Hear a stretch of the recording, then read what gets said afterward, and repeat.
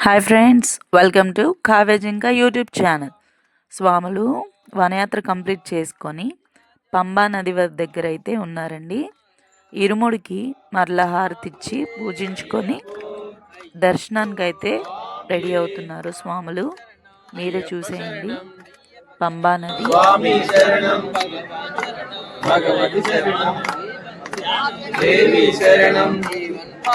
దేవి పాదం అయ్యప్ప పాదం భగవతియే ఈశ్వరియే దేవియే శక్తియే అయ్యప్పో స్వామియే అయ్యప్పో స్వామియే శబరిమలకు శబరిమలకు కాలికి మెట్టి విడయ్యా